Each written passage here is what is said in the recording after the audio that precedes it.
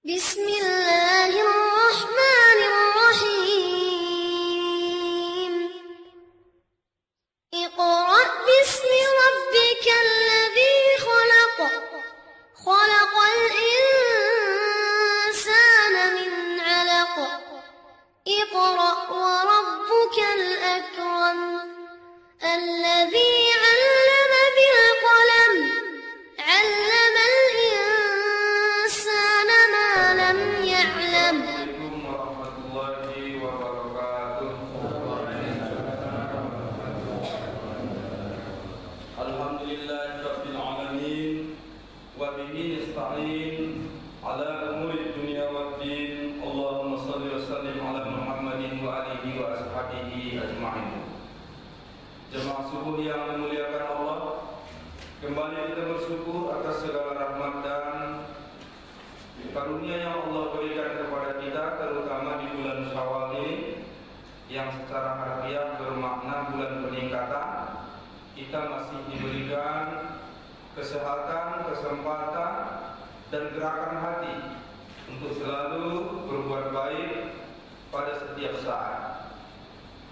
Jemaah dimuliakan Allah Subhanahu wa taala, ini adalah bulan di mana Allah berharap kita menerapkan nilai-nilai Ramadan yang kita dapatkan selama sebulan penuh. 11 bulan itu adalah bulan penerapan aplikasi.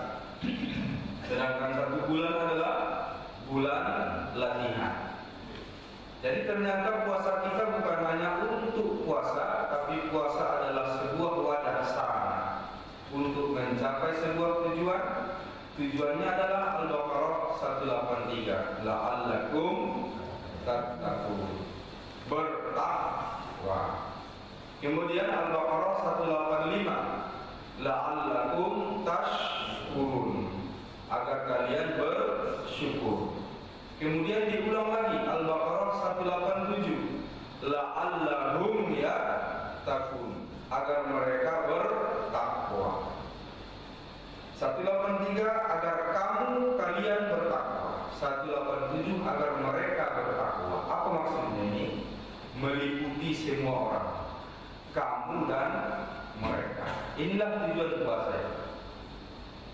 Nah, jemaah muliakan Allah Subhanahu wa taala. Nah, kalau ada peningkatan ibadah kita, kalau ada peningkatan solidaritas kita, kalau ada peningkatan berbagi kita dengan sesama, itulah indikator keberhasilan puasa seseorang.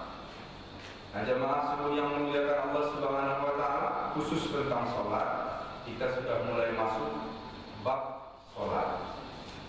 Dan insyaallah akan kita urai sholat ini satu persatu, sehingga barangkali banyak di antara kita yang sudah melaksanakan namun belum tahu dalilnya, atau belum melaksanakan padahal ada dalilnya.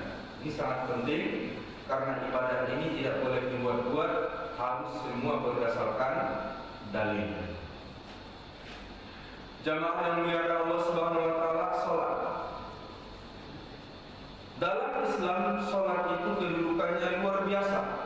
Rasul Amril Islam, inilah kepala urusan orang Islam. Wa umuduhu salat, tiangnya adalah salat. Wa zarwatu salamihil jihad fi sabilillah, dan keagungan dan kemuliaannya adalah jihad fi sabilillah. Jemaah muliakan Allah Subhanahu wa taala, furidatis salatu ala nabi sallallahu alaihi wasallam lailata asra bihi khamsin. Pada awalnya diwajibkan salat kepada Rasulullah pada malam Isra 50 waktu, dan ini sudah awam kita ketahui. Awalnya 50 waktu, summa nukisat hatta ju'iyat khamsan, lalu dikurangi sehingga menjadi 5. Tapi apa yang terjadi? Summa nudiya ya Muhammad, lalu Allah memanggil, wahai Muhammad, innahu la yubaddilul qaul ladayya, saya tetap tidak berubah prinsip pendirianku, kata Allah. Apa maksudnya? Wa inna laka bihazil khamsi, awalnya saya wajibkan kau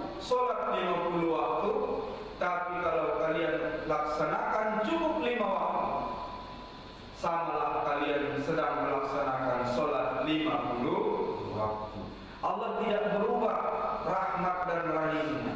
Walaupun awalnya engkau tawarkan 50, lalu engkau tawar turun sampai 5, tetap pahala 50 saya berikan.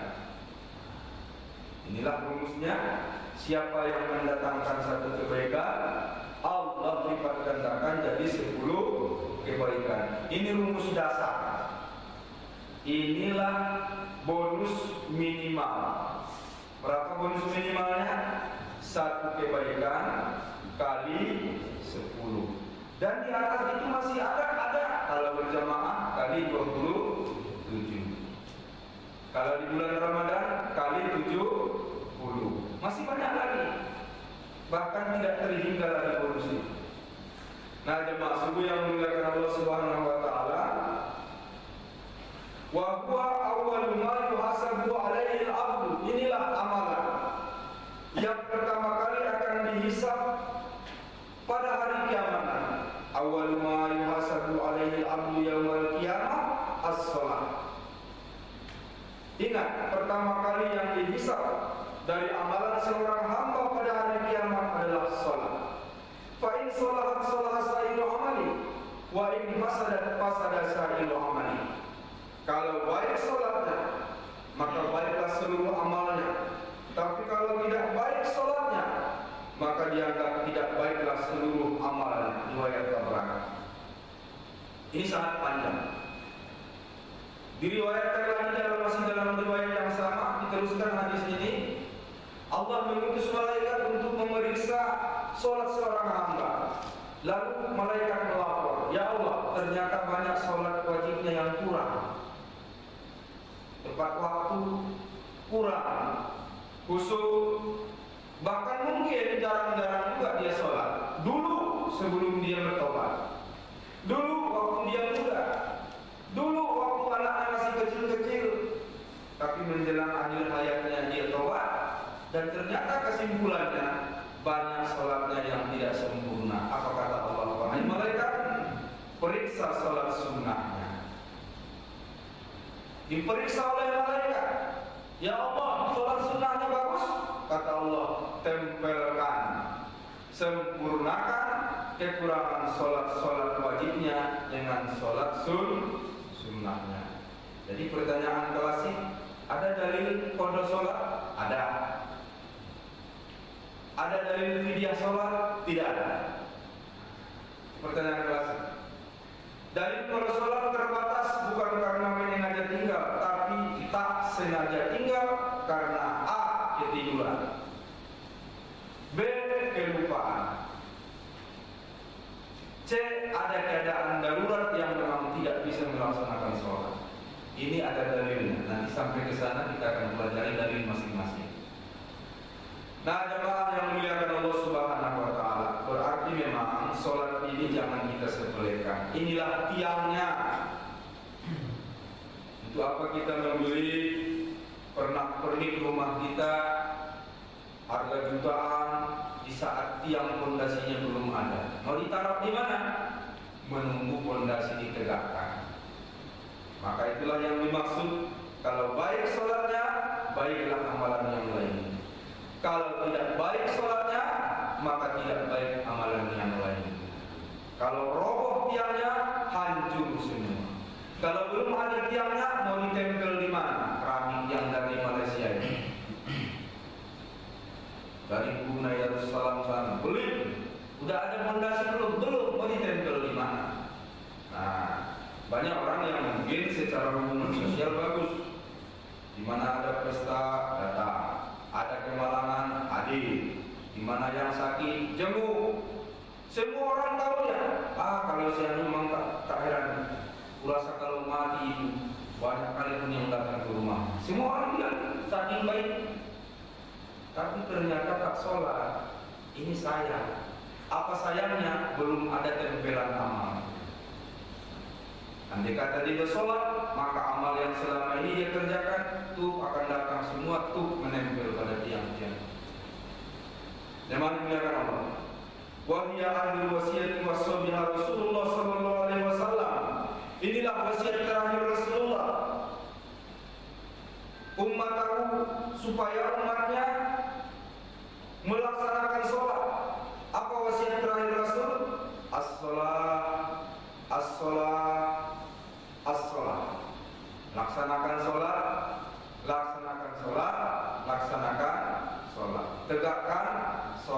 tegakkan sholat, tegakkan sholat. Wa ma malakat aymanukum, dan hati-hati terhadap hamba sahaya kalian. Pesan Rasul itu ada dua menurut sini, tapi di hadis lain ada tiga. As-sholat, as-sholat, as-sholat, an-nisa, an-nisa, an-nisa, wa ma malakat aymanukum. Pesan terakhir itu sangat penting. Jadi perjalanan hidup sekian puluh tahun itu disimpulkan di pesan terakhir. Kan biasa gitu kan? Ada orang tua kita mati, paket yang 100 tahun. Yang paling ditunggu, yang paling dibicarakan itu apa? Pesan terakhir. Maka hati-hati pesan terakhir, Pak. Hati-hati dan harus dilaksanakan. Kenapa? Namanya wasiat, wajib dilaksanakan. Jadi pesan terakhir Rasul apa? Sholat, sholat, sholat. Wanita, wanita, wanita. Ini yang disalahartikan orang-orang barat. Memang gila wanitanya Nabi kalian. Mau mati masih wanitaan dong. Bukan begitu. Jagalah wanita, hormatilah wanita, hargailah wanita. Baru terakhir, wa ma malakat aymanukum, dan hamba sahaya yang ada dalam penguasaan kalian. Sekarang kan siapakah hamba sahaya? Kontekstualnya saat ini pembantu rumah. Hati-hati, diwasiatkan Nabi, jangan sakiti hatinya, jangan zalimi haknya, nggak dibayar-bayar gajinya. Makanlah kalian sama dengan yang dia makan, berpakaianlah kalian sama dengan yang dia makan. Jelas. Kenapa? Di dunia mereka hamba, tapi di akhirat sama semua. Dia bisa menuntut kita. Nah, memang lihat Allah Subhanahu Wa Taala. Jadi pesan terakhir diingat. Dan hati-hati kalau bapak ibu menemukan orang yang hampir meninggal dan bapak ibu ada di sini. Jangan lari, kawani, temani, bimbing, mengucapkan la ilaha illallah. Seorang kepling yang sangat baik. Setiap kali ada orang sakit dia jenguk. Kebetulan yang sakit ini orang tua, dirawat di rumah sakit, sudah diimpus, napasnya pun dibantu oksigen. Maka dia pun mendekat kepada warganya yang sedang sakit tadi, yang napasnya tinggal 1-2. Dia mendekat, ternyata makin sesak napas kawan. Wah, ini sudah saatnya barangkali mau berangkat. Dia lihat anak-anaknya enggak ada, cuma dia yang ada. Dia mendekat lagi. Ada apa, Pak? Ada apa? Manggil. Wah, ini perlu dia jadi. La ilaha, bukan. La ilaha, bukan. Nunjuk ke kantong, rupanya Pak Kepling ini bawa pena. Oh, mungkin mau menuliskan wasiat. Inilah saat-saat penting, Pak. Mungkin mau menuliskan wasiat, ambil pena, ambil kertas, dikasihnya lah sama yang sakit, ditulisnya. Kita dia karena menghargai wasiat ini masalah pribadi, masalah rumah tangga, dan dia merasa bukan bahagian dari rumah tangga, langsung dia tutup, Pak. Inilah orang baik. Tutup. Ini masalah pribadi, masalah rumah tangga internal, tutup. Ada saatnya nanti akan saya buka, masukkan. Makin sesak, oh dia dari la ilaha illallah. Ternyata langsung diikuti la ilaha illallah. Habis. Tanpa bangga Kepling itu, akhirnya warga dia ini bisa dia ajari kalimat la ilaha illallah. Singkat cerita, berlalulah malam pertama, malam kedua, malam ketiga. Ini Kepling ini mantap. Belum mau dia ungkap. Kenapa? Masih biarlah dulu diurus malam pertama, malam kedua, malam ketiga. Selesai malam ketiga, orang pada pulang semua. Pak Kepling belum pulang. Dikumpulkannya seluruh keluarga. Ada apa Pak Kepling? Ada sesuatu. Mengingat dulu almarhum ini yang Saya jenguk waktu itu beliau mau menghembuskan nafas yang terakhir, sayalah yang ada di situ. Oh iya Pak Kepling, memang Bapak sangat berjasa. Kami sangat berterima kasih. Oh bukan ini. Kebetulan sebelum saya ajari beliau kalimat la ilaha illallah, beliau berpesan dan menuliskan wasiat. Dan sampai malam ini belum saya buka wasiat ini, karena saya yakin dan berprinsip ini mungkin masalah rumah tangga kalian. Jadi dia ambillah kertas tadi.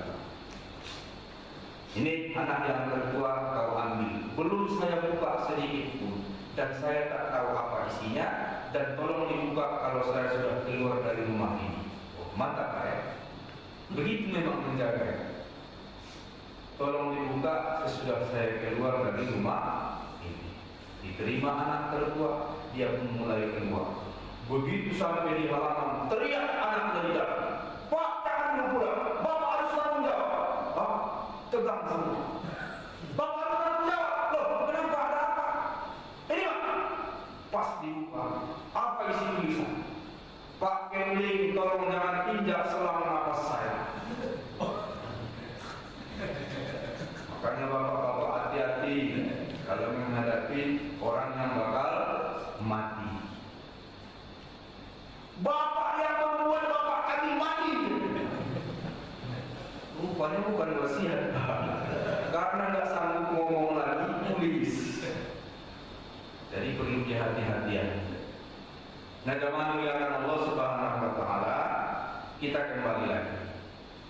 Bahwasanya di dalam hidup ini ada skala prioritas. Harus ada skala prioritas. Dan Yusuf Qaradawi satu-satunya ulama yang telah menulis fikih tentang prioritas. Namanya fikih prioritas. Oleh karena itu, kalau nanti ke toko buku, jalan-jalan, ketemu fikih prioritas, itu saya rekomendasikan untuk dibeli. Kenapa? Ini tidak dipelajari di perguruan tinggi, tidak masuk kurikulum pendidikan agama. Fikih prioritas. Mana yang wajib didudukan, mana yang boleh dibelakangkan, kita terkadang sering salah terbalik-balik. Nah, baik. Selanjutnya, An-Jabir qala Rasulullah bainar rajuli wa bainar kufri tarkus shalah. Di antara seseorang dengan kekafiran adalah meninggalkan sholat. Apa maksudnya? Bedanya orang muslim dengan kafir hanya di sini. Sholat tidak ada orang muslim. Kalau tak mau sholat, kafir. Ya, riwayat Ahmad dan Muslim. Khusus Jumat, ibu peringatkan bapaknya nanti atau anak mudanya, anak muda kita itu kalau udah dewasa sudah wajib sholat. Cuma kita kadang orang belum menganggap dia belum dewasa. Padahal tanda kedewasaan bukan kumis, mohon maaf, bukan jenggot, bukan tamat SMA. Bapak Ibu, saya ingatkan kembali, tanda kedewasaan bukan kumis, bukan jenggot, bukan tamat SMA. Tanda kedewasaan begitu dia mimpi basah. Rata-rata anak sekarang makin cepat dewasa. Perempuan 10 tahun sudah banyak yang men. Laki-laki 12 tahun sudah banyak yang dewasa. Tapi berapa banyak orang tua yang merasa tidak wajib menyuruh anaknya sholat, padahal anak sudah dewasa. Apalagi Jumat, 3 kali Jumat berturut-turut ditinggal dengarkan anak-anak mudanya. Sudah jadilah dia kafaron jiharon, kafir yang nyata. Harusnya kafir saja cukup, tapi dibuat lagi jiharon yang nyata, penekanan, betul-betul kafir lagi. Jangan biarkan Allah SWT yang membedakan Islam dengan kafir sholat. Baik, kita lihat, kita buktikan benar nggak hadis riwayat Muslim ini. Pertanyaan saya, syahadat dalam Islam itu sama dengan ungkapan pernyataan baiat, ungkapan pengakuan. Di dalam agama lain ada nggak ungkapan walaupun namanya bukan syahadat? Ada nggak? Ada, sama semua.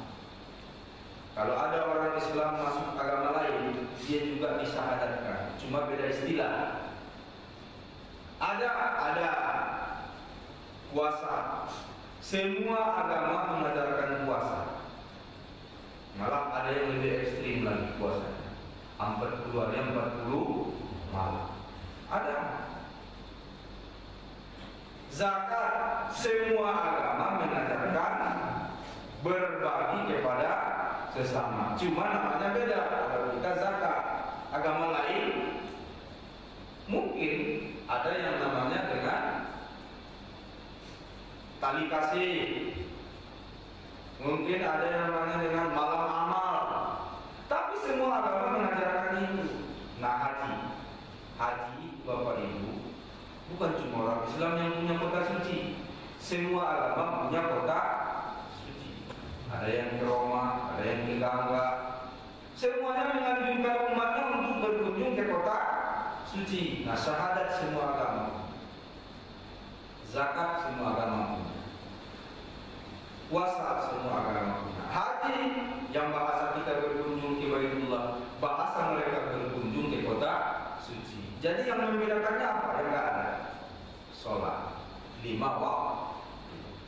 Ini yang tidak ada dalam seluruh agama kecuali Islam. Ini dia. Makanya sangat rasional kalau Rasul bersabda, yang membedakan seseorang dengan kafir hanyalah sholat atau tidak. An Buraidah qala Rasulullah sallallahu alaihi wasallam, al-ahdu allazi bainana wa bainahum as-shalah, faman tarakaha faqad kafara. Inilah ikatan perjanjian antara kami dan mereka, yaitu salat. Yang sengaja meninggalkan salat, dia sudah jadi kafir. Riwayat Ahmad. Wa an Abdullah bin Umar bin As an Nabi sallallahu alaihi wasallam, man hafaza 'alaiha kanat lahu nurun wa burhanan wa najata yaumil qiyamah.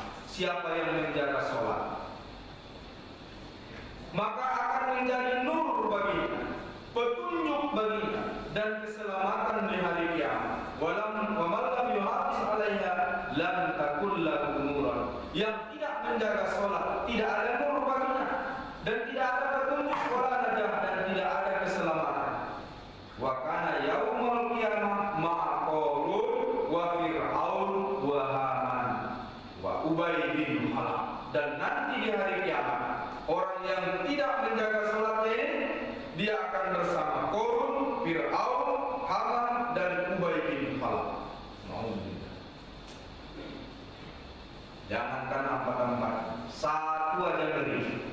Mau Pak satu rombongan dengan Qarun? Ada yang mau di sini? Tapi orang terkenal itu, orang paling kaya, paling berkuasa, mau satu rombongan? Tidak mau. Jangankan satu rombongan, saking tak maunya, tak ada manusia sampai sekarang yang berani kasih nama anaknya Fir'aun. Ada. Paling kafir di dunia, paling jahat, berani nggak dikasih nama anak Fir'aun? Tak ada. Dan nanti yang nggak mau sholat ini, kata Rasulullah, bersama Fir'aun. Satu gerbong.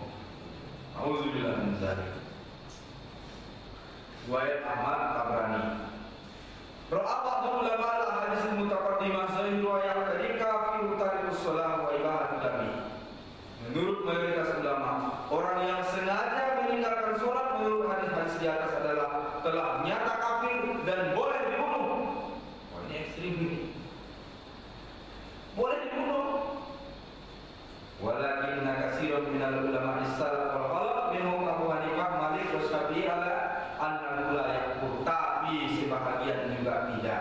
Seperti Abu Hanifah, Imam Malik dan Syafi'i, mereka tidaklah sampai kepada kafir dalam arti kafir bukan Islam, bal yafsuq wa yastata, bahkan mereka hanya dihukumkan fasik dan mereka diberi kesempatan bertobat. Nah, ada yang radikal, oh kafir boleh dulu. Tapi untungnya Imam Hanafi, Maliki dan Syafi'i tidak, mereka tidak kafir, tapi fasik. Apa itu fasik? Satu level sedikit saja dengan kafir. Bedanya setipis kulit bawah, tapi tetap di bawah. Fasik itu orang yang berdosa besar. Nah, bal yatub wa yastaghfir illam yatub qatala. Tapi kalau tak mau taubat, nah ini juga memang mereka bukan kafir, fasik. Kalau mau taubat kita terima. Kalau tak mau taubat, qutila, boleh dibunuh. Jadi keras juga ini. Baik Malik, Hanafi dan Syafi'i bilang suruh dia taubat kalau tak mau sholat. Kalau tak mau taubat, boleh dibunuh. Kemudian waqala Abu Hanifah la yaqtul bal yahzir wa yahbis. Oh, tak perlu dibunuh kata Abu Hanifah. Cukup ditakzir dan ditahan. Ini pun ngeri juga ini, Pak. Ada orang di penjara gara-gara tak mau sholat, tapi menurut hukum boleh. Anda kata berlakulah hukum. Boleh ditakzir. Ditakzir itu artinya ada hukuman fisik. Dicambuk atau dengan yang lain-lain. Boleh di penjara, boleh. Kata Abu Hanifah. Allah Subhanahu wa taala berfirman, "Innallaha la yaghfiru an yushraka bihi wa yaghfiru ma duna dzalika liman yasha." Allah tidak mengampunkan dosa mensekutukannya, tapi Allah masih mengampunkan dosa di luar mensekutukan Allah. Inilah dalil Abu Hanifah mengatakan bahwa walaupun orang sengaja tidak sholat, dia tidak kafir, tapi dia hanya cukup dikatakan fasik. Kenapa? Allah tidak mengampuni hanya satu saja. Apa itu? Musyrik. Tapi Allah mengampuni dosa selain itu, sebanyak apapun itu. Berarti ada dua macam orang yang meninggalkan sholat. Pertama, orang meninggalkan sholat dengan pengakuan sholat tetap wajib, itu namanya fasik. Kalau dia ditanya, kamu nggak sholat? Enggak. Kenapa? Malas. Menurutmu sholat wajib? Wajib. Oh, berarti masih muslim. Ya, masih muslim. Tahan dulu. Tapi kamu nggak sholat? Enggak. Kenapa nggak sholat? Lah, sholat kan nomor dua. Kalau begini bagaimana? Sholat di nomor dua kali, boleh nggak? Boleh. Saya sepakat. Sholat nomor dua, jangan salah. Nomor satu syahadat. Jadi, bagaimana bapak nggak sholat? Loh, sholat itu nggak wajib. Siapa bilang nggak wajib? Guru saya. Ah, kalau ini kafir nih, Pak. Banyak begitu kan? Ada. Kalau udah kaji ini itu, kaji hikmah ini itu, kalian kan kaji syariat, kami hakikat. Ujungnya, ini sebahagian nggak semua. Ujungnya sholat di sini. Andai katalah adalah ilmu itu, Rasulullah yang melaksanakan. Kenapa? Rasul tidak pernah menyembunyikan ilmu. Lama kita berdebat dengan orang ini. Ustadz paling besar di dunia ini pun kalah. Kenapa? Ustadz dalilnya Al-Quran dan hadis. Dia dalilnya gurunya. Ustadz dalilnya Quran, buka Quran, ada. Ustadz dalilnya hadis, buka hadis, ada. Bapak apa dalilnya? Guru saya. Mana gurunya? Udah mati. Kalah Ustadz. Nah, coba muliakan Allah, mudah-mudahan nggak ada di sini. Kalau ada lapor polisi, Pak, buat surat resmi saya tindak lanjutin. Betul. Mudah-mudahan nggak ada lagi. Kemudian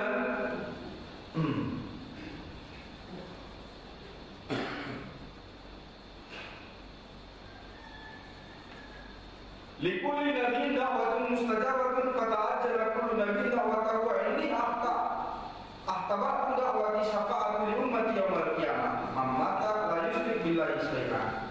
Setiap nabi kata Rasul punya doa yang mustajabah kepada umatnya. Masing-masing meminta doa. Nabi itu ada haknya minta doa, dan di antara doanya itu ada yang mustajab. Aku kata Rasulullah, di saat aku ditawarkan, wahai Muhammad, apa doamu untuk umatmu? Yang saya minta satu. Apa itu? Ya Allah, ya Tuhanku, berikan aku syafaat, memberikan syafaat kepada umatku di hari kiamat. Kepada siapa saja di antara umatku yang mati dalam keadaan tidak mensekutukan kemuliaan Rasul itulah. Di saat Allah tawarkan, setiap para nabi ditawarkan, wahai Nabi Isa, kau punya satu permintaan yang tidak saya tolak. Nabi Isa meminta. Wahai Nabi Sulaiman, kamu punya permintaan satu yang tidak bisa saya tolak. Nabi Sulaiman meminta. Apa itu yang diminta Nabi Sulaiman? Kerajaan yang tidak diberikan kecuali kepada Allah. Kasih istana terbesar di dunia sampai detik ini hanyalah istana Nabi Sulaiman dan tidak diberikan kepada yang lain.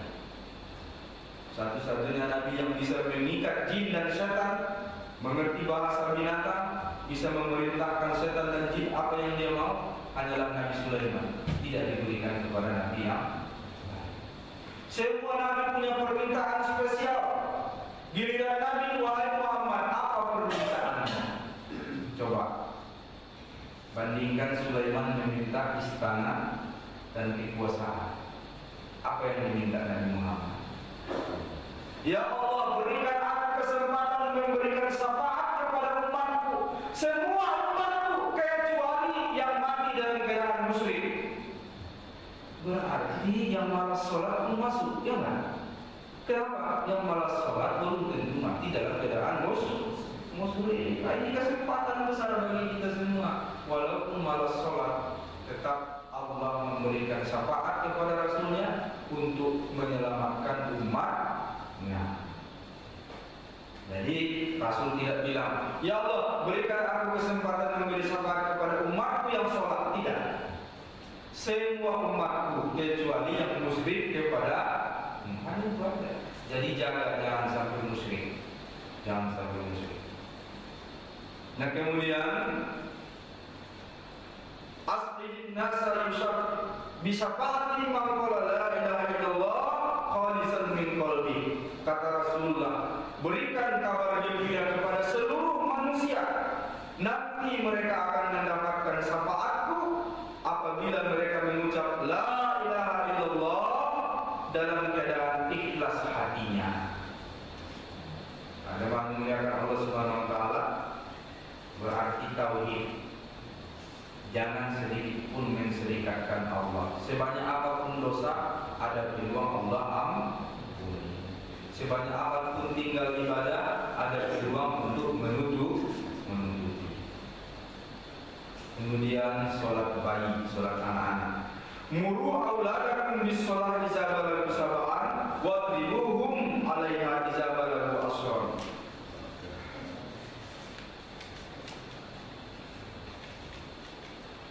Mulailah perintahkan dan ajarkan anakmu sholat pada saat 7 tahun dan pukul mereka kalau tak mau sholat pada umur 10 tahun. Ini dia kembali tadi, Bu. Bu, ada suaranya? Kenapa sih yang ditekankan ibu-ibu? Ini normatif saja. Rata-rata suami ini sibuk mencari nafkah dan anak lebih nurut kepada ibu. Jadi ini saya tekankan, sama laki perempuan, tapi khusus ibu. Pernah ibu memukul anak karena nggak sholat? Dijewer paling tidak? Atau ancam dengan sandal jepit? Ada kan? Ayo, ini perintah pada umur 10 tahun. Ini umur rata-rata kalau perempuan udah men. Sekarang ya, kalau laki-laki mungkin 1-2 tahun lagi bakal dewasa. Ini perintah dan akan diminta pertanggungjawaban. Dari kecil didik, ajari.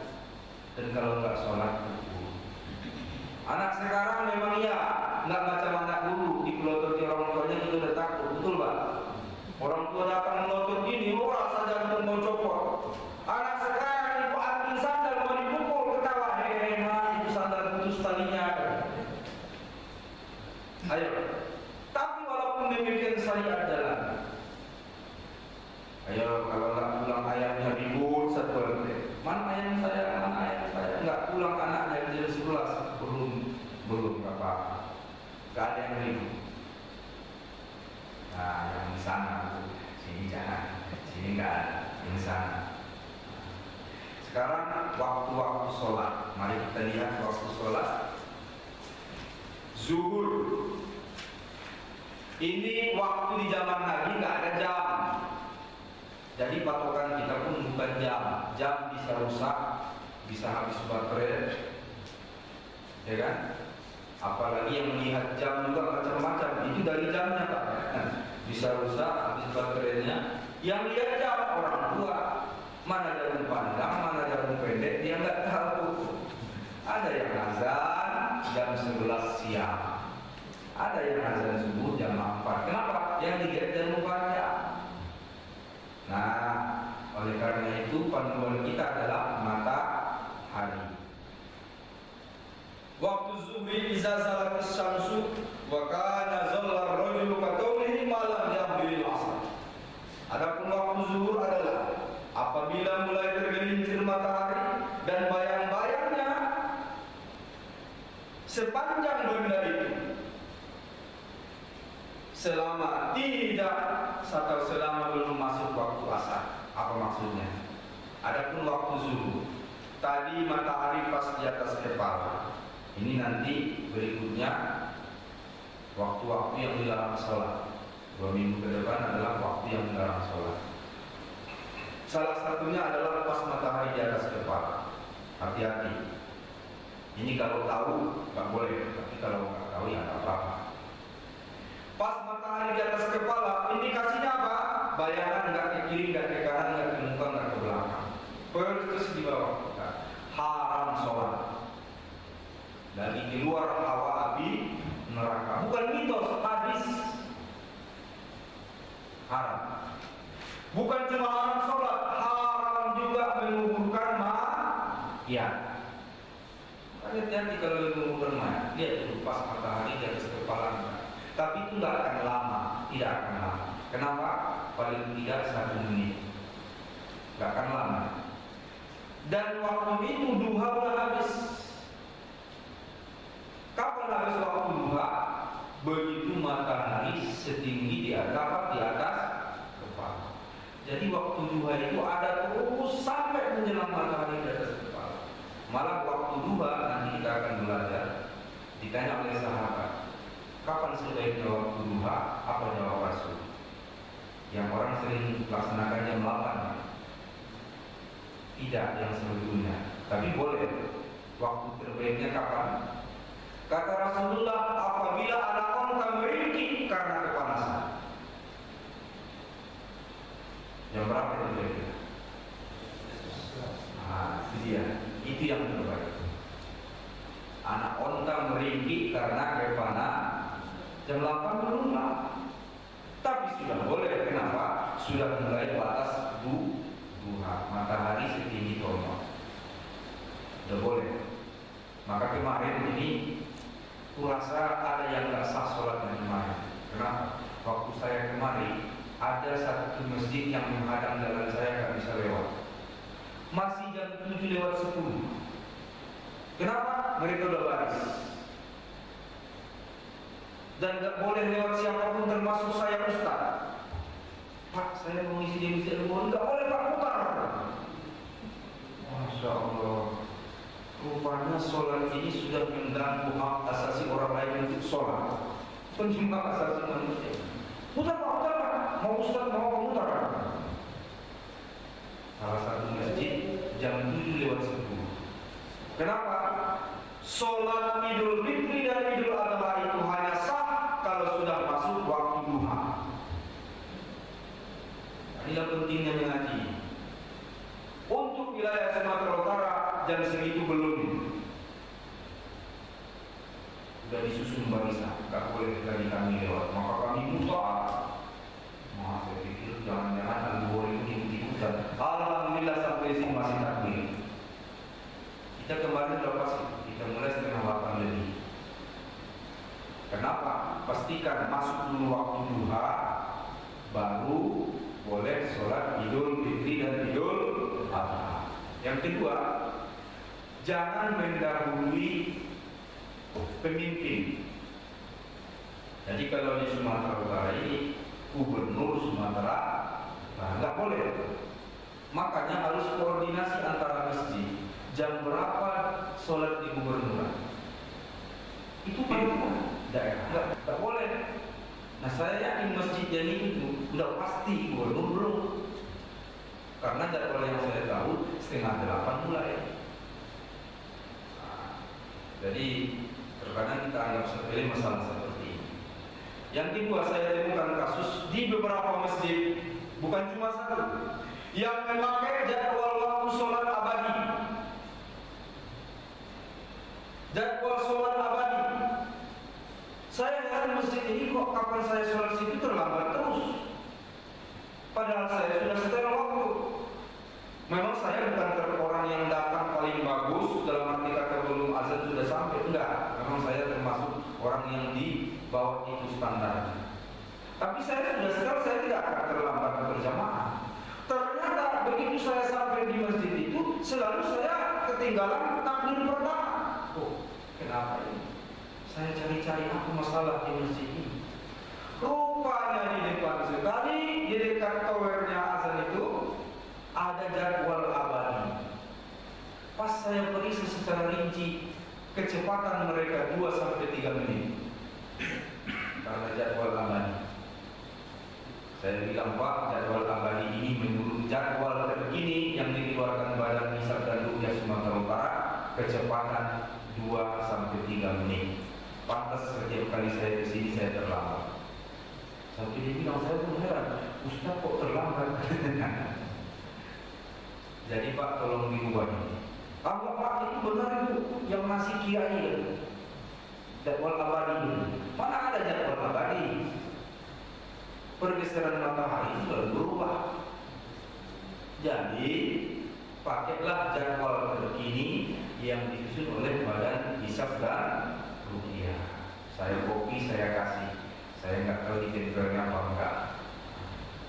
Kenapa?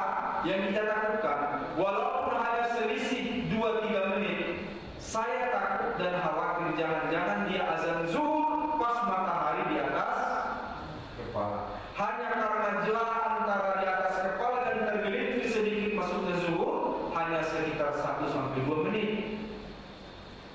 Sementara pada orang di rumah, ibu-ibu terutama, udah azan belum? Udah azan belum? Begitu azan, sholat kawan. Betul nggak? Sah nggak?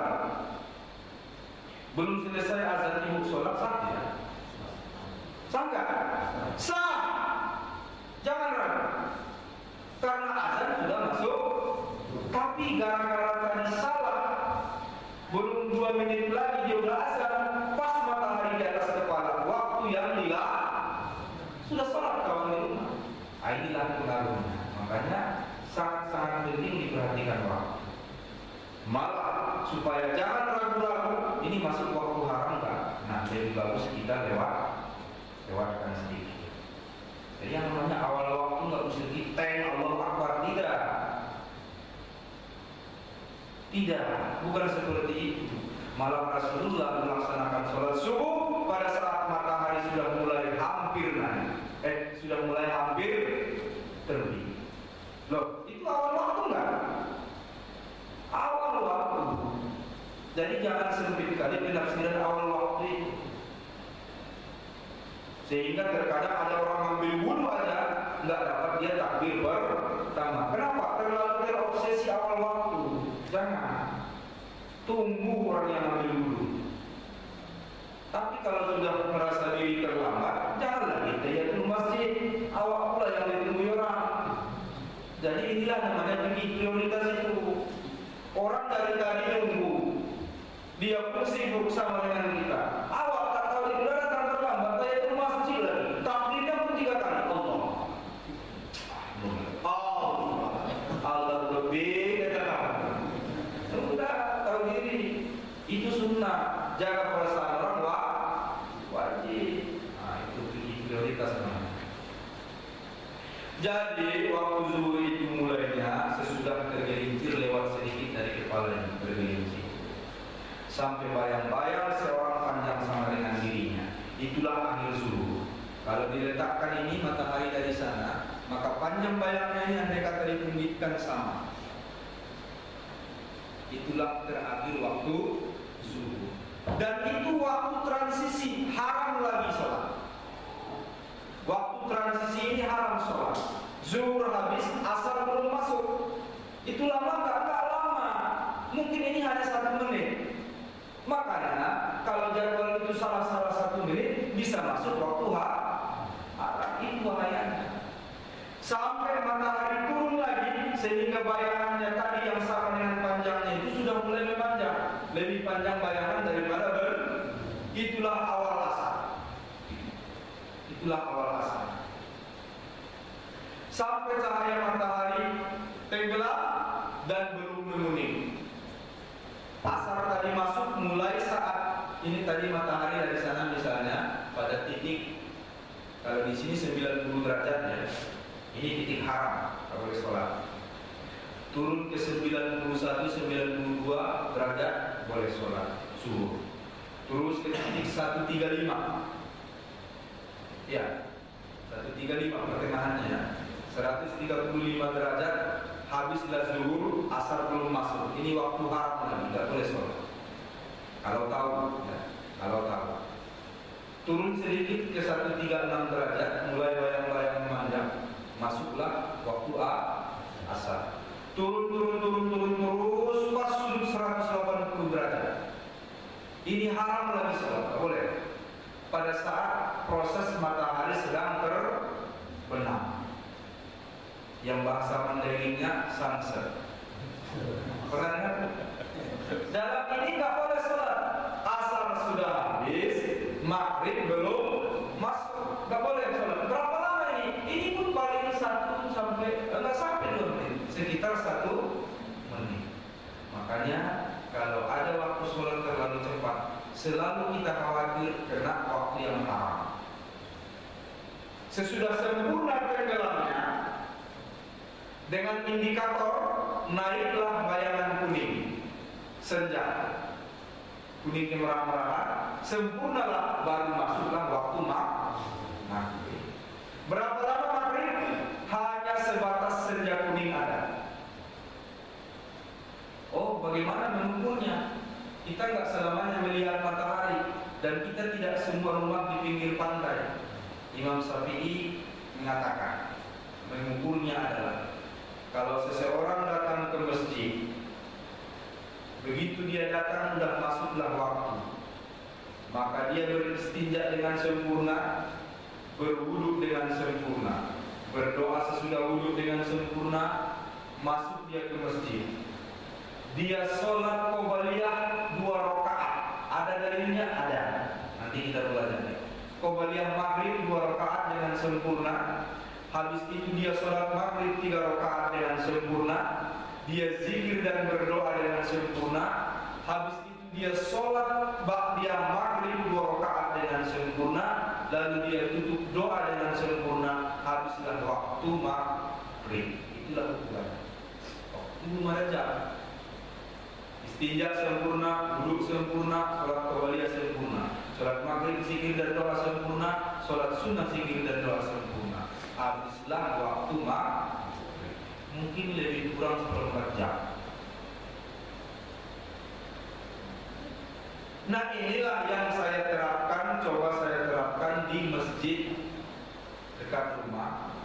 Tolong jangan langsung begitu azan qomat. Ini terkadang nafas azan dengan qomat itu 1 nafas, saking buru-burunya nggak sempat ngambil nafas kawan, langsung qomat. Jangan. Kenapa? Imam Syafi'i berkata waktu maghrib itu masih ada kesempatan untuk sholat qobliyah maghrib. Karena di tempat kita nggak diterapkan qobliyah maghrib, maka kita anggap orang qobliyah maghrib. Kasih jeda waktu selama orang qobliyah. Inilah waktu menunggu, yang sedang di jalan, yang buru-buru, yang sedang ambil wudu, tunggu. Apalagi puasa, kolaknya belum ditelan udah qomat. Ayo, kolak ketan pula, lengket. Jangan kasih waktu. Dan hadisnya jelas, kalau sudah terhidang makanan, datang waktu sholat, maka dahulukanlah sholat mikir makan daripada makan mikir sholat. Itu rumus yang paling. Jadi penting kita ketahui hal ini. Kemudian boleh melambatkan waktu zuhur kalau cuaca dingin. Nah, ini dia ceritanya. Anas menceritakan Rasulullah melambatkan sholat zuhur kalau cuaca panas dan mempercepatnya kalau cuaca dingin. Ini terbalik maknanya. Melambatkan waktu zuhur kalau cuaca panas, tolong keluar nanti ya, judulnya terbalik. Boleh melambatkan waktu zuhur kalau cuaca panas. Jadi Rasul melambatkan zuhur kalau cuaca panas dan mempercepatnya kalau cuaca dingin. Yang lain dikatakan bahwa dalam suatu perjalanan seseorang memandangkan azan zuhur, lalu Rasul berkata, akhirkanlah, jangan dulu azan, kata Rasul. Mereka dalam perjalanan dan panas sekali. Ada orang buru-buru azan zuhur, kata Rasul, tunggu. Muazzin itu tetap saja azan, kata Rasul, tunggu. Masih juga azan, kata Rasul, tunggu dulu, jangan dulu azan. Saking panasnya hari itu sampai terlihat kepulan debu. Kemudian Rasul bersabda, sesungguhnya panas yang menyengat merupakan luapan api neraka jahanam. Nah, ini dia hadisnya. Panas yang menyengat adalah luapan neraka api jahanam. Jika panas sangat menyengat, ambilkanlah sholat zuhur. Hadis Bukhari Muslim. Jadi ternyata karena alasan tertentu boleh azan ditunda. Salah satunya adalah cuaca yang sangat panas. Nah, selama ini kita paling alergi mendengar azan terlambat. Ini kita luruskan. Kita kalau ada orang sudah azan di sana sini sudah selesai, baru masjid itu azan, itu paling mengeributi.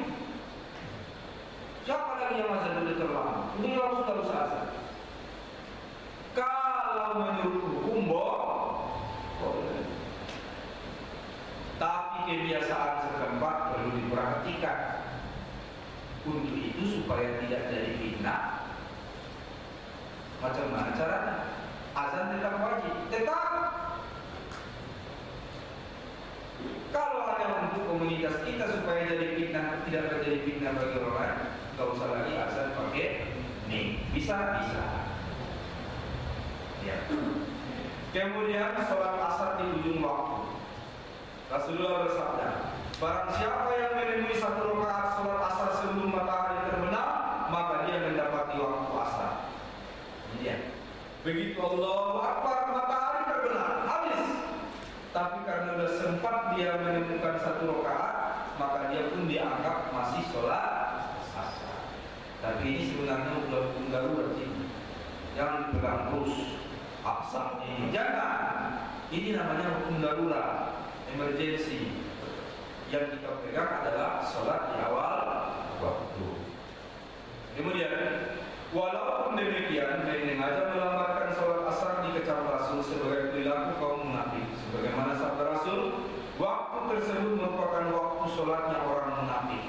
Apa yang dimaksud waktu tersebut? Di akhir waktu, di ujung waktu. Kemudian dia duduk sambil menunggu matahari sampai di antara dua tanduk setan. Kemudian dia melaksanakan sholat 4 rakaat. Apa yang dimaksud waktu di antara dua tanduk setan? Jadi begini cerita. Pada saat matahari terbit, datang dulu orang manusia yang menyembah api. Akhirnya mereka menyembah matahari yang sekarang dilaksanakan oleh orang Jepang. Setan memanfaatkan momen-momen mereka menyembah matahari itu dengan menaruh tanduknya di antara matahari. Maka seakan-akan yang disembah ini bukan lagi mataharinya, tapi setan. Jadi terakhir perilaku setan itu keterusan sampai sekarang. Setiap matahari terbit ditaruhnya tanduknya di antaranya. Setiap matahari terbenam ditaruhnya tanduknya dibuatnya matahari seakan-akan di antara tanduk. Jadi makanya karena itu perilaku menyembah matahari itu, yang memang menyembah matahari pun sudah syirik, apalagi menyembah setan. Maka jadi di antara dua waktu ini. Imam Nawawi mengatakan bahwa melaksanakan sholat asar pada waktu itu hukumnya makruh, dan bila sampai kelewatan matahari terbenam harus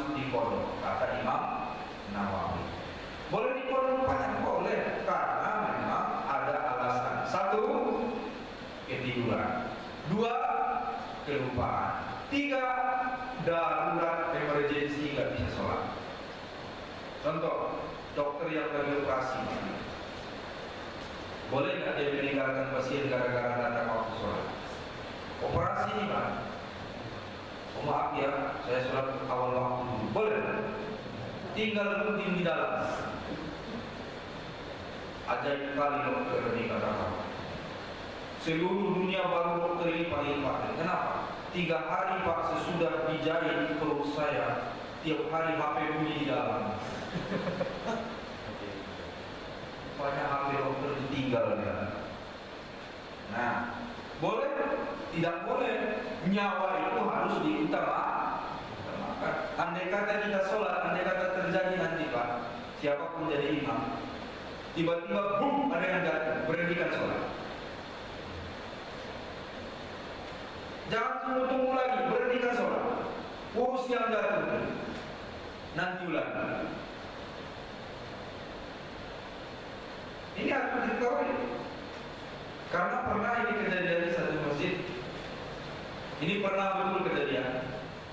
Lagi sholat zuhur, masuk rakaat ketiga. Ada orang yang terlambat ngejar dari tempat duduk ke masjid itu licin, alas kaki nggak ada.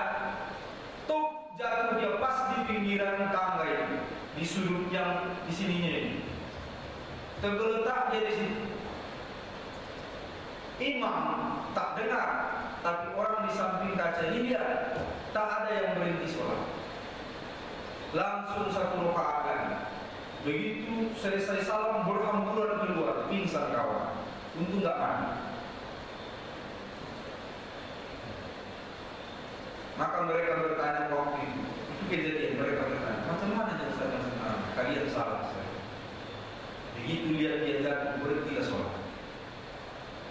Kecuali ada di situ yang nolong, boleh kita teruskan sholat. Tapi kalau tak ada yang nolong, hanya kita lah yang dia harapkan nolong, hentikan sholat. Ini dia. Rasul saja, dia ada habis. Dia lagi sholat, ada orang dorong pintu. Apa yang dia lakukan? Dia sholat sambil berjalan ke pintu. Dibuka pintu.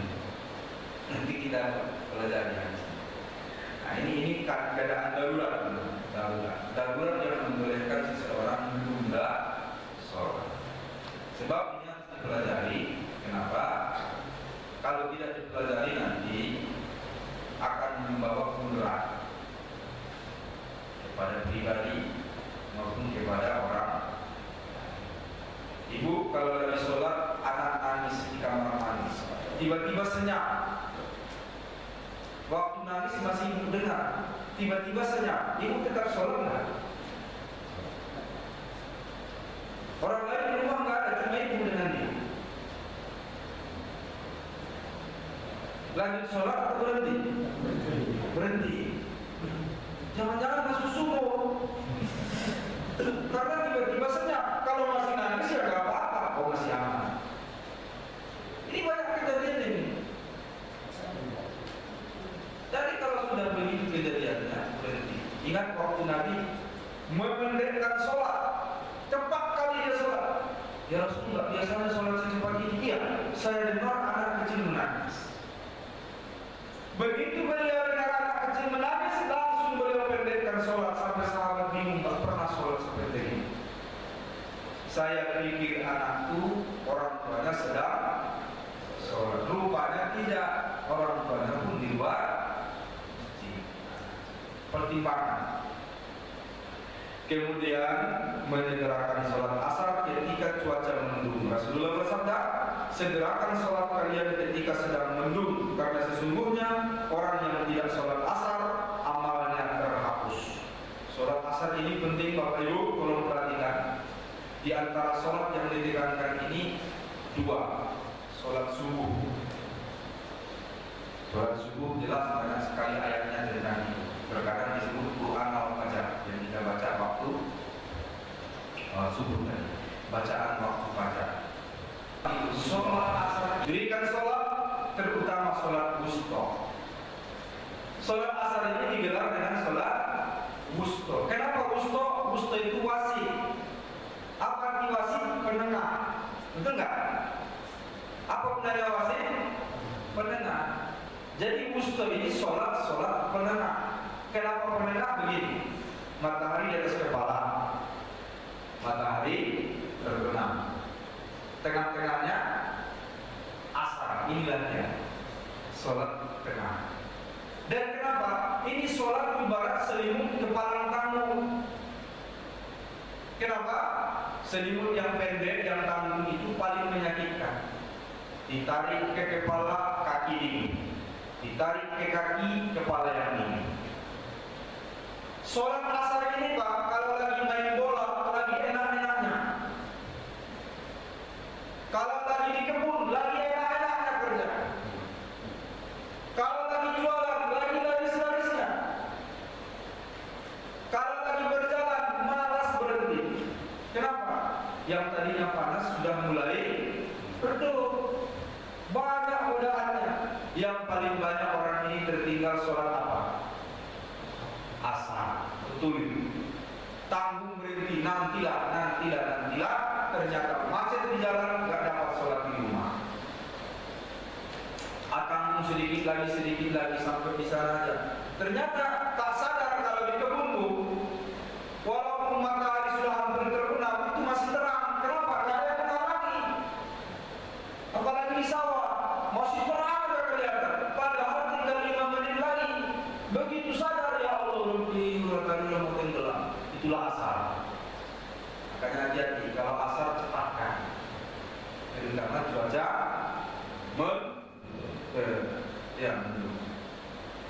supaya takutnya nanti kita pikir belum masuk padahal sudah masuk.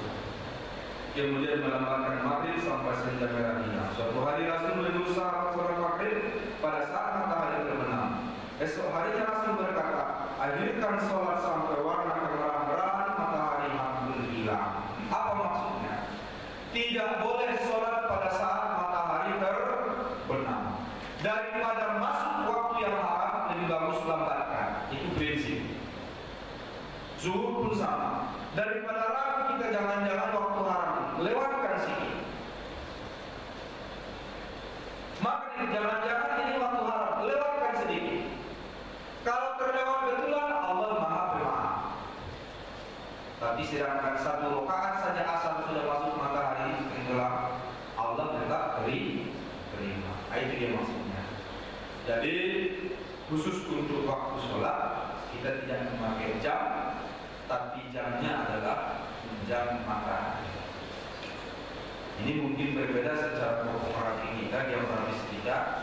Untuk daerah kita yang banyak bukit-bukit bergunung, ada kayu-kayuan, ada pohon-pohon, agak susah melihat matahari tenggelam dan matahari terbit. Tapi untuk topografi di daerah Arab sana yang rata, jarang pepohonan, akan sangat mudah melihat matahari terbit dan tenggelam. Khusus di pantai, dia mudah melihat matahari terbenam. Jadi jangan mengingatkan Allah.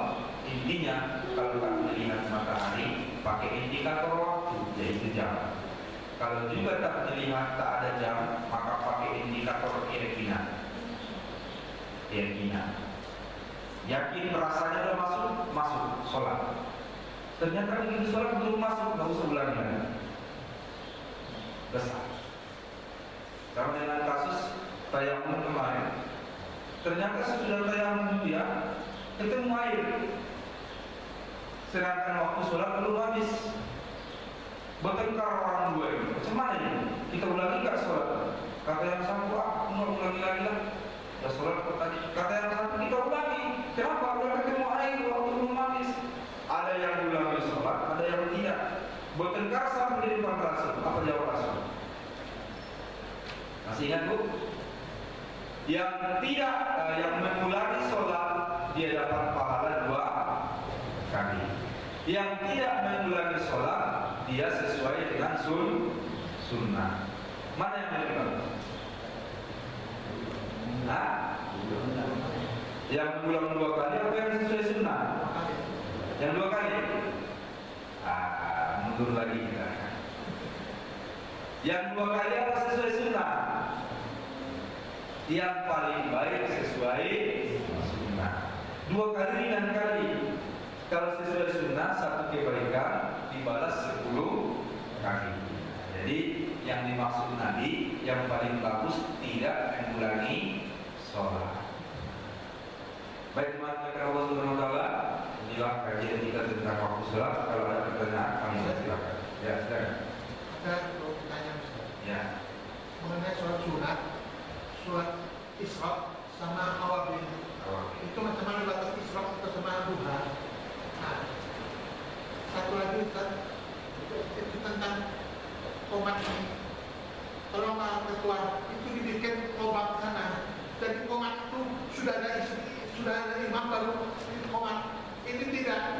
Sekarang komat sudah saja komat imamnya nggak ada. Macam mana itu?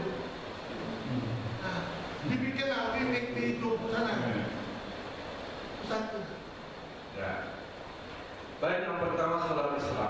Isra ini artinya sebenarnya bukan Isra, Isra pakai i.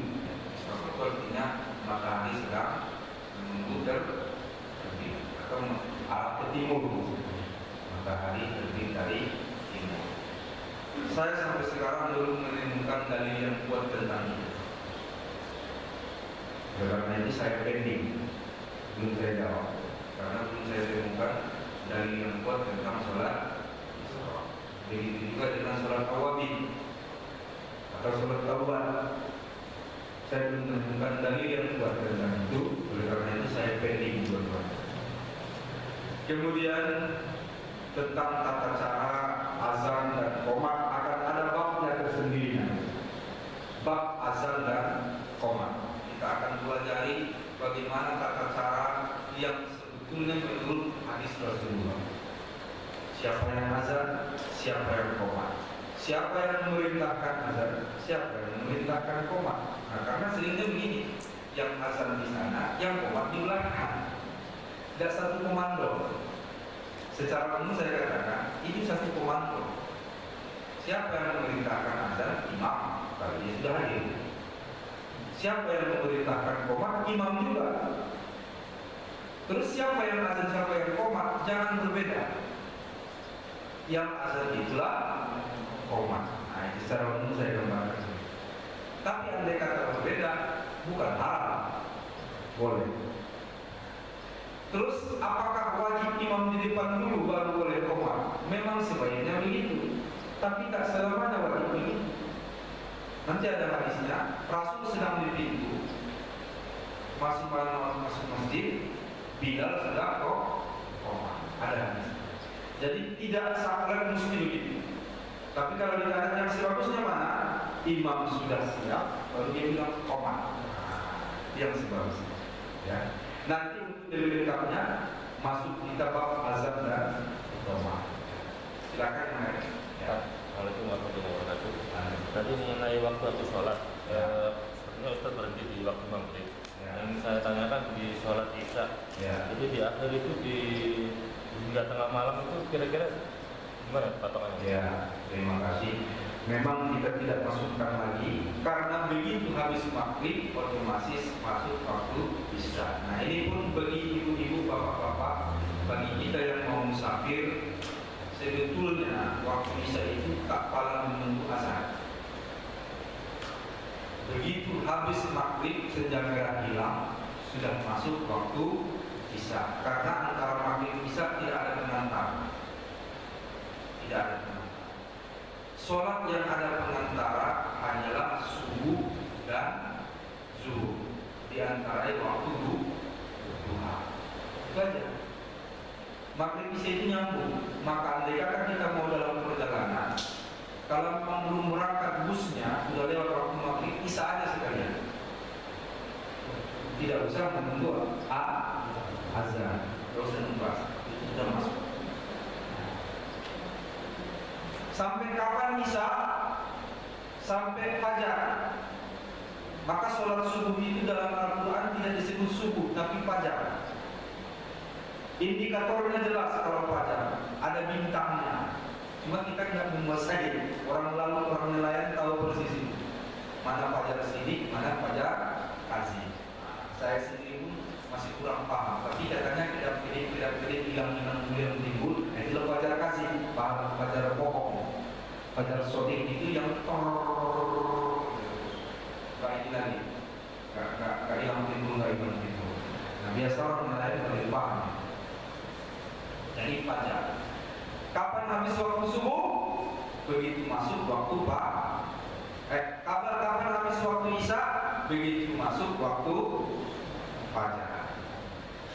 Khusus untuk isya boleh dilengkapkan. Disengaja tidur dulu baru sholat isya. Nanti akan ada pembahasan isya. Sengaja tidur sebelum sholat isya untuk mendorong keinginan untuk bangun tengah malam. Boleh. Silakan yang lain. Ya. Jadi sehari-harian kita sholat di masjid, anak-anak kan selalu ikut. Ya. Ada yang recok gitu ya. Ya. Pada saat kita sholat, anak-anak recok. Ya. Boleh atau tidak menghentikan sholat kita untuk kepribadian? Baik, bagus sekali. Antisipasi adalah pengaturan sah, dan ini diatur Rasulullah. Laki-laki depan, anak-anak belakang, perempuan di belakang, anak-anak. Itu ada, dan nanti akan kita sampai ke sana. Bab sholat berjamaah. Jadi antisipasinya itu laki-laki dewasa depan, anak laki-laki di belakang, baru perempuan di belakang. Boleh menghentikan sholat untuk menegur anak-anak? Tidak boleh, karena bukan darurat. Dan anak-anak itu memang di mana pasti ribut. Masalahnya hanyalah bagaimana teknis pengaturan di masjid itu. Buat kesepakatan orang tua yang datang bawa anak, kawal anaknya jepit di pinggir sana. Harus tahu diri juga, mau mendidik anak jangan mengganggu orang. Itu namanya egois. Memang harus anak-anak itu bawa ke masjid supaya dia terbiasa. Itu wajib hukumnya, kita biasakan anak masuk masjid. Dan orang tua jangan selalu jadi momok sekali bagi anak-anak. Pokoknya kalau ada waktu nggak mau ke masjid. Nah, ini yang jadi juga kita Pak. Jangan gara-gara kita ada anak nggak mau ke masjid. Iya. Kenapa? Kehusuan sholat itu bukan masalah suara-suara. Itu kan cari pasal namanya. Kalau sholat pinggir jalan kenapa rupanya? Berhenti mobil rupanya? Enggak kan? Pesawat lewat berhenti? Ya enggak. Sama dengan suara anak ribut. Jadi yang sebetulnya orang tua yang sadar dulu bahwa anaknya, dan kita orang tua ini maklumi. Jangan dimarah, jangan diusir. Jadi tidak boleh kita menghentikan sholat. Tidak boleh menghentikan sholat hanya gara-gara Nabi SAW sholat bergantungan Hasan Husain di punggungnya, malah waktu dia bangkit dari sujud dia gendong. Dia gendong waktu bangkit itu, gendong anak Allah. Boleh? Boleh. Nah, jadi mari kita jadikan masjid nyaman untuk anak. Nah, saya pernah melihat di sini, sudah sholat satu rakaat, anak ribut, ada satu jemaah, dia berhenti, jangan ribut, habis dia ikut lagi gitu. Ya. Bukan hal yang membolehkan membatalkan sholat. Ya. Tapi kalau ada yang jatuh tadi, berhentikan. Berhentikan. Ya, silakan.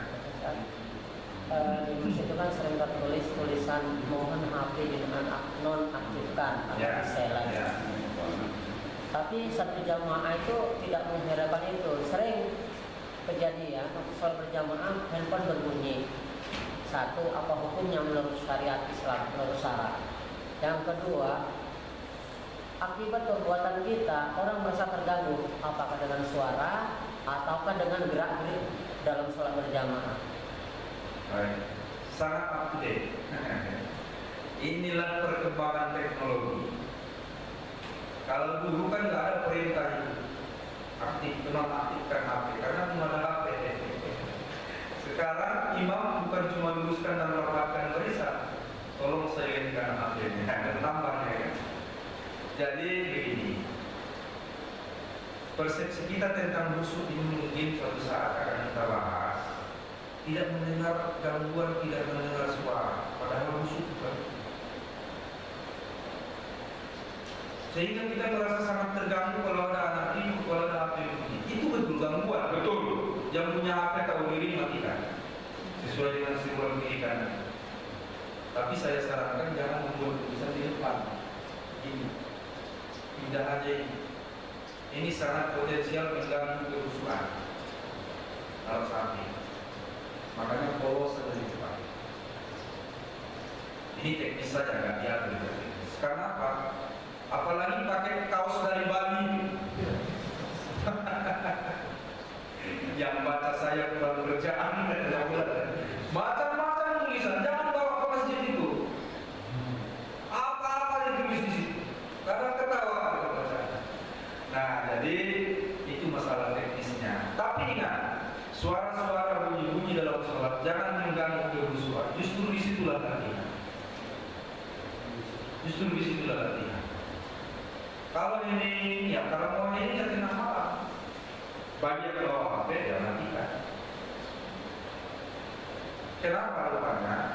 Apakah di zaman Nabi tidak ada gangguan yang sama? Sama. Hanya beda alat. Di zaman Nabi kan belum ada HP. Kalau ditanya bagaimana secara syariat, tidak ada. Karena syariatnya tidak ada mengatur itu. Sesuatu yang tidak ada di zaman Rasulullah itu tidak bisa kita jawab ini syariat. Jadi kita semuanya paling tidak yang ikut mendengarkan ceramah ini kalau bawa HP disilentkan. Apa hubungnya mengganggu kehusukan itu kurang pas, mengganggu konsentrasi orang sholat. Kalau dia sengaja haram hukumnya. Bahkan hadis nanti akan kita bicarakan juga, hadisnya kita tampilkan dalam adab sholat berjamaah. Ada seorang mengaji di pinggir masjid dengan suara keras. Mengaji, ditegur Rasulullah, pelankan suaramu, karena ada orang yang sholat terganggu karena suaramu. Ngaji cuma. Mengaji itu kan wajib, tapi menjaga supaya jangan terganggu konsentrasi orang sholat lebih wajib. Maka saya katakan kalau ketemu fikih prioritas belilah dulu. Ada orang maaf nih, kencang kalian, hampir setengah kilo pernah. Orang sholat di sini, ini terkadang karena nggak mengerti fikih prioritas. Apakah tercela kalimat la ilaha illallah? Tidak, itu kalimat yang mulia. Yang tercela caranya. Jadi bukan mengharapkan tahlilnya, tidak. Mengharamkan zikir bersama, tidak. Mengharamkan doa bersama, tidak. Tapi ada maslahat dan mudarat yang mesti dipertimbangkan. Gitu. Ya, silakan. Ya. Kalau misalnya tanya masjid, pas matahari di atas, itu kan bersebab. Oh, iya. Boleh Ustaz? Baik. Insyaallah 2 minggu sekali lagi kita akan membahas waktu-waktu yang haram dan pengecualian. Itu nanti salah satu pengecualian adalah tahiyatul masjid. Menurut pendapat salah seorang pengecualian. Karena memang kalau kita orangnya yang tepat waktu, berarti kita datang sebelum masuk waktu. Yang lucu begini, ada orang lagi azan dia berdiri, nggak duduk. Nunggu azan. Tapi begitu selesai azan dia dulu. Ini orang yang punya ilmu dan sering saya temukan. Selama azan dia berdiri. Begitu selesai azan dia duduk. Untuk apa dia berdiri? Orang yang berdiri menunggu azan karena dia ingin menjawab azan dulu baru sholat tahiyatul masjid. Nampak sekali orang berilmu dengan tidak berilmu. Ternyata aku azan dulu untuk apa berdiri tadi? Karena orang lain berdiri, aku nggak enak dulu. Nah, terakhir. Antara memastikan kita membatalkan sholat atau kita membatalkan sholat dulu kita Ya. Andai kata terjangkau dengan gerakan ringan tidak membatalkan sholat. Itu terbiasa kita kalau ada yang mentok, itu bisa saja dengan sekali tekan mati tidak. Jadi gerakan yang membatalkan sholat itu versi Syafi'i 3 kali gerakan besar. 3 kali gerakan besar dan betul. Apa itu gerakan besar? Lengan, kaki, itu gerakan besar. Tapi kalau gerakan jari-jari itu digunakan gerakan kecil. 3 kali berturut-turut. Itu pun hanya versi biasa. Ya. Mengenai sholat, ada perbedaannya kalau seperti yang di beberapa paham. Tadi kan saya bilang bahwa mengkodo itu dengan 3 syarat kan, kecilan, lupaan, sama darurat. Bagaimana mengkodo sholat yang udah lewat? Waktu kita muda-muda dulu gitu, atau waktu zaman-zaman masih lalai itu dikodo gitu. Nah, tapi itu jumhur ulama seperti apa memandang itu? Jumhur ulama tidak membolehkan kodo untuk sholat yang tertinggal yang lama-lama, sengaja atau tidak sengaja, karena tidak ada tentunya. Ada satu dua ulama yang mengatakan boleh, analogi ke puasa, karena puasa boleh di kodo.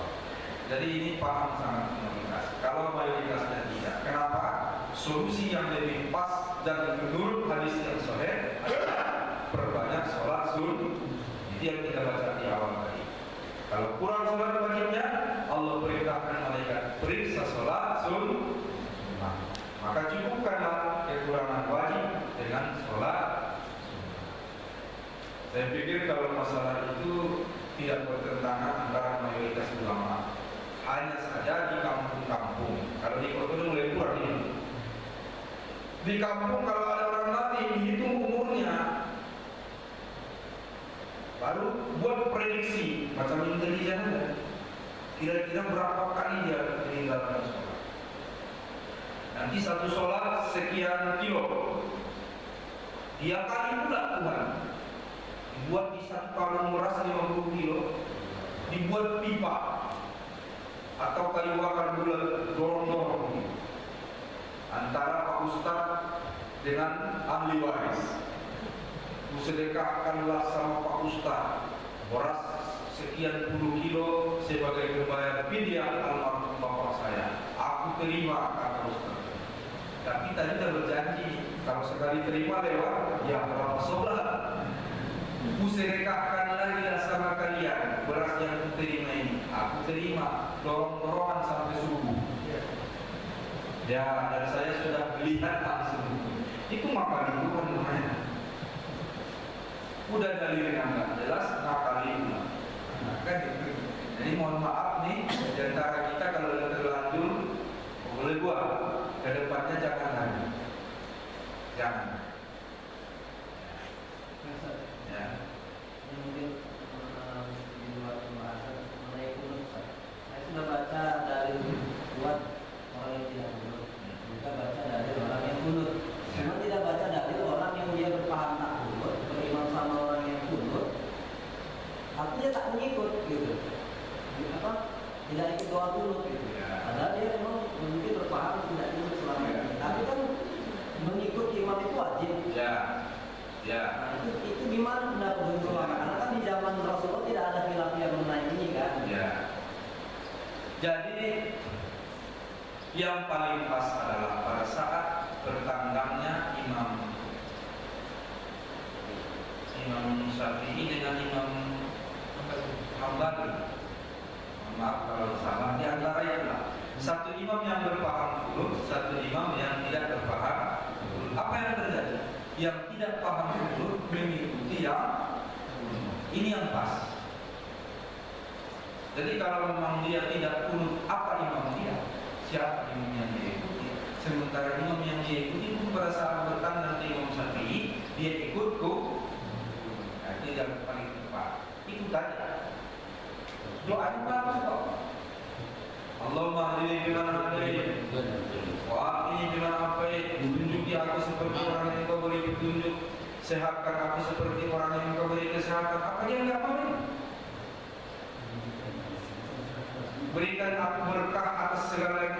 kebaikan, pelihara aku dari ketentuan buruk yang kita telah tentukan. Dia tak mau itu. Nah ini jadi saran saya, kalau imam yang tidak berkunut saja dia ngikut Imam Syafi'i yang berkunut, itulah sikap yang paling pas. Tapi walaupun demikian tidak mengganggu saat tidak ada sholat. Kenapa? Posisinya tetap sun.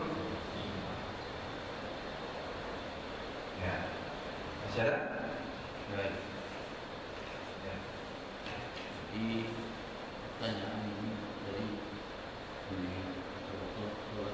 yang pertama itu, tapi yang saya pertanyakan sekarang ini bahwa sebagai kita dalam rumah tangga itu adalah pemimpin. Jadi dalam generasi yang sekarang ini, kalau kita suruh sholat 10 tahun tadi belum terjadi kita pukul. Sekarang kedua ini generasi yang sekarang gimana? Kira-kira doanya. Doanya adalah Al-Furqan 74 Ibrahim 40. Dan surah Al-Furqan 74 dan surah Ibrahim ayat 40. Doakan keluarga seperti Ibrahim mendoakan supaya anaknya menjadi orang yang sholat. Nanti baca sendiri ya.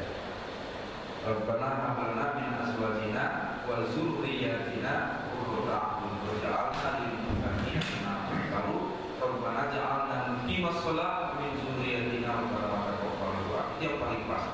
Ya Tuhan kami, jadikanlah kami dan anak-anak cucu kami orang yang mendirikan salat, terimalah doa kami. Paling pas untuk mendoakan anak. Jadi Al-Furqan 74 Ibrahim 40. Nanti lihat sendiri. Ya baik, mudah-mudahan bermanfaat. Masih dengan tema yang sama, waktu yang diharamkan sholat, insyaallah minggu ke depan. Astagfirullahaladzim, astagfirullahaladzim. Alhamdulillahirabbil alamin. Allahumma shalli wa sallim ala asyrafil mursalin wa ala alihi wa sahbihi ajma'in. Allahumma alimna rizqana wa a'inna min syarri nafsina.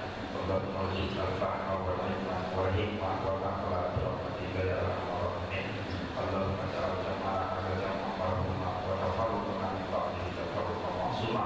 Rabbana atina fid dunya hasanah wa fil akhirati hasanah wa qina adzabannar. Wa sallallahu ala Muhammadin wa alihi wa sahbihi ajma'in. Walhamdulillah. Assalamualaikum warahmatullahi wabarakatuh.